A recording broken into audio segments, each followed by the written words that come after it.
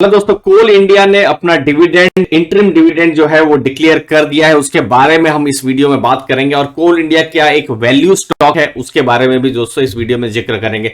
Dividend के साथ हम शुरुआत करते हैं। 9 रुपए पर शेयर का डिविडेंड इंटरिम डिविडेंड है। इनफैक्ट ये डिक्लेयर किया है कोल इंडिया ने। सबसे इंपॉर्टेंट डाटा ये है। दूसरा इंपॉर्टेंट डेटा है 6 दिसंबर एक्स डिविडेंड डेट है और 7 दिसंबर रिकॉर्ड डेट है। अब ये 6 दिसंबर इसीलिए इंपॉर्टेंट हो जा रही है क्योंकि 6 दिसंबर होता है मंडे। ठीक है, तो 6 दिसंबर को अगर आप स्टॉक खरीद रहे हैं तो सिर्फ डिविडेंड के लिए अगर खरीद रहे हैं तो डिविडेंड नहीं मिलेगा। ठीक है, तो डिविडेंड के लिए अगर आपको एलिजिबल होना है तो फिर बात उससे पहले वीकेंड्स आ रहे हैं। तो 3 तारीख है, 3 तारीख जो ट्रेडिंग होगी शुक्रवार का दिन है। तो डिविडेंड के लिए 3 तारीख को अगर आपने स्टॉक खरीदा या 3 तारीख से पहले है या अभी भी अगर आपके पोर्टफोलियो में और अगर आप नहीं बेच रहे हैं तो आपको डिविडेंड मिलेगा। तो ये सिर्फ डिविडेंड के लिए मैं बता रहा हूं, यहां पर बाइंग सेलिंग के बारे में नहीं बता रहा हूं, डिविडेंड एलिजिबिलिटी के बारे में बता रहा हूं। ये भी ध्यान रखिएगा डिविडेंड के दिन स्टॉक प्राइस भी उतना एडजस्ट हो जाएगा। समझिए 150 का प्राइस है 3 तारीख को, तो ये 141 हो जाएगा 6 तारीख को। तो ये भी आपको ध्यान में रखना है दोस्तों।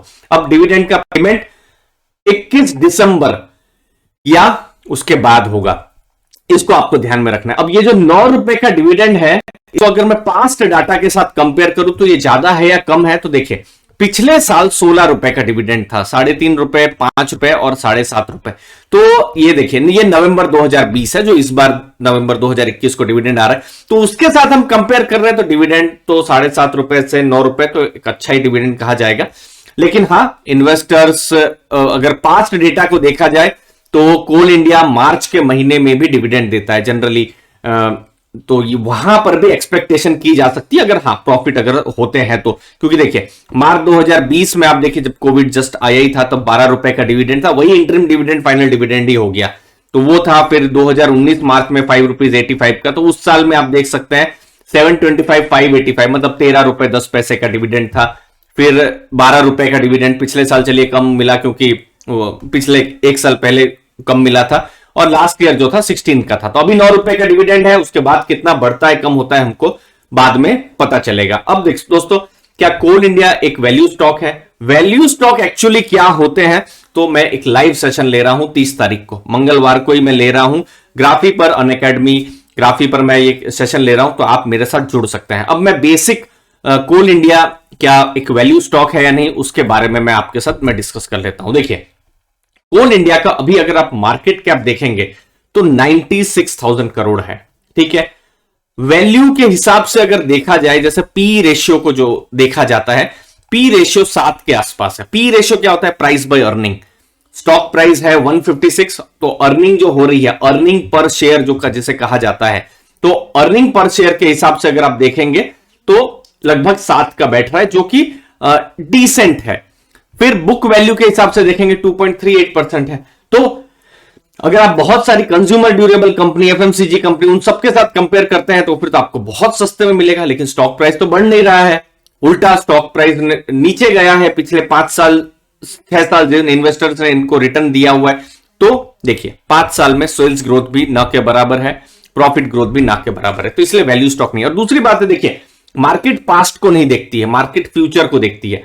अब फ्यूचर में एक प्रॉब्लम आ रही है कोल इंडिया के साथ, ईएसजी के कंसर्न्स, जिसके बारे में हमने बार बार डिस्कशन किया है कि गवर्नमेंट का फोकस है। अभी COP 26 ग्लासगो में मीटिंग हुई थी जहां पर कोल को फेज आउट करने की बात थी। फिर भारत, चाइना, ऑस्ट्रेलिया इन सब कंट्री ने कहा ना फेज आउट नहीं करिए, फेज डाउन कर दीजिए। तो इसीलिए फ्यूचर कोल को लेकर एक क्वेश्चन मार्क है। बट यस, कोल की जरूरत बनी रहेगी, लेकिन बड़े इन्वेस्टर जो है वो क्या कोल में खरीदारी करेंगे उसको लेकर थोड़े डाउट्स बने हुए हैं। अभी देखिए ये कुछ लेटेस्ट डेटा में लाया हूं, ये आप देख सकते हैं कोल को लेकर कि जो FIIs हैं वो कोल इंडिया में क्या कर रहे हैं। जैसे पिछले साल दिसंबर में बात करें तो 6.50% कोल इंडिया की खरीदारी थी। फिर मार्च में भी उतनी थी, थोड़ा सा खरीदा, सितंबर में भी थोड़ा सा खरीदा है, तो थोड़ी बहुत खरीदारी हो रही है। DIIs खासकर म्यूचुअल फंड्स की बात करें तो देखिए पिछले साल 9.46% था और अभी भी अगर आप देखेंगे तो 9.59% है। हाँ, जून से सितंबर थोड़ी खरीदारी हुई है, तो थोड़ी बहुत खरीदारी तो हो रही है। लेकिन क्या और ज्यादा खरीदारी हो तो कोल इंडिया पर कुछ पॉजिटिव असर पड़ सकता है, कुछ बड़े ब्रोकरेजेस जो है इस पर बाई रेटिंग दे दे तो कुछ पॉजिटिव फर्क पड़ सकता है। देखिए कोल आज प्रेजेंट में जरूरत है, लेकिन शायद जो ईएसजी कंसर्न्स हैं, इन्वायरमेंटल को लेकर थोड़े नेगेटिव कंसर्न्स होते हैं, इसीलिए जो बड़े एफआईआईज हैं शायद इससे दूर रहना चाहते हैं। तो ये एक असमंजस की स्थिति है।